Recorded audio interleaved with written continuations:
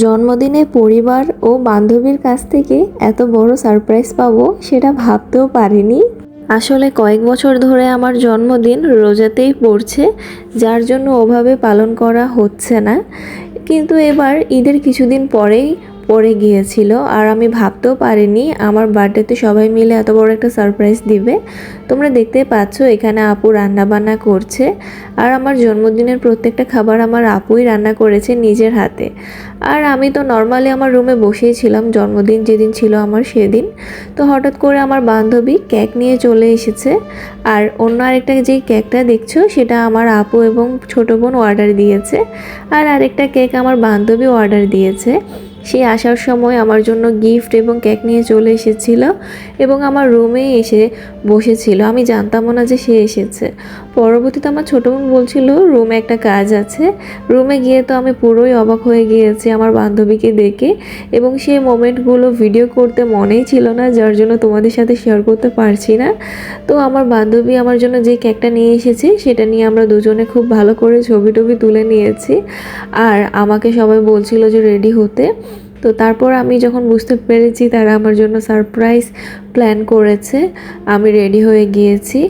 আর আমার কাছে এই ড্রেসটাই মনে হয়েছে পরা উচিত বার্থডে হিসেবে, এটাই পরেছি। কারণ আজকে একটু গরমই পড়ছিল, অন্য কোনো ড্রেস একদমই আমার পরতেই ইচ্ছে করছিল না, তার জন্য গর্জিয়াস কিছুই পরিনি, নর্মাল একটা ড্রেস পরে নিয়েছি। তবে এই ড্রেসটা অনেক বেশি সুন্দর, সিম্পলের মধ্যে গর্জিয়াস যাকে বলে। আর এটা আমার আপুর পছন্দ, আর আপুর পছন্দ সবসময় অনেক বেশি এলিগেন্ট হয়ে থাকে। যাই হোক, এবার আব্বু আম্মু সাথে কেকটা কেটে নিচ্ছিলাম। আর আমার চকলেট কেক অনেক বেশি পছন্দ, তার জন্য আমার বোনেরা সেটাই অর্ডার দিয়েছে। দেখলাম আমার বান্ধবীও চকলেট কেক নিয়ে এসেছে, আর বান্ধবীর সাথে এবার তারানা কেকটাই কাটছি, সাথে ওয়াফিহাও আছে। আর আমার বান্ধবী আসলে আমার বার্থডে নিয়ে অনেক দিন ধরেই সারপ্রাইজ দেওয়ার জন্য প্ল্যানিং করে আসছিল, তবে আমাকে বলেনি। আগের দিন আমার আম্মুকে সে জানালো সে আমাকে সারপ্রাইজ দিতে চায়। তো সবাই মিলে আসলে সারপ্রাইজটা প্ল্যান করেছে। আর আজকে আপু পোলাও, রোস্ট এবং ডিম ভুনা করেছে। তো আমার বান্ধবীর একটু তাড়া ছিল, তার জন্য সে খেয়ে নিচ্ছে, খেয়ে চলে যাবে।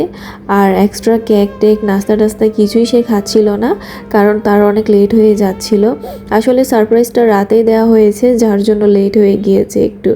আর আমার ফ্রেন্ড যাওয়ার পর এখানে দেখতে পাচ্ছ ওয়াফিহার সাথে আমি স্প্রে দিয়ে একটু দুষ্টামি করছিলাম। আর এই স্প্রেটাও আমার বান্ধবী এনেছে। এই স্প্রেটা ওয়াফিহার অনেক বেশি পছন্দ। আসলে বাচ্চারা এই ধরনের স্প্রে অনেক বেশি পছন্দ করে, এগুলো দিয়ে খেলাধুলা করতে তাদের ভালোই লাগে। আর আমার বান্ধবী কিন্তু আমার জন্য অনেকগুলো গিফটও নিয়ে এসেছে, ভিডিও শেষে তোমরা দেখতে পারবে। আসলে আমি ওভাবে ভিডিও করতে পারিনি সব কিছু এতটা জলদি আর হুটহাট হয়ে গিয়েছিল, তাই বলে অনেক কিছু ভিডিও করা হয়নি। আর শেষের দিকে এখানে আমার বান্ধবীর আনা গিফটগুলো আমি খুলছিলাম। যাই হোক, আজকের মতো বিদায় নিচ্ছি। আশা করছি আজকের এই ভিডিওটি অনেক ভালো লেগেছে। ধন্যবাদ।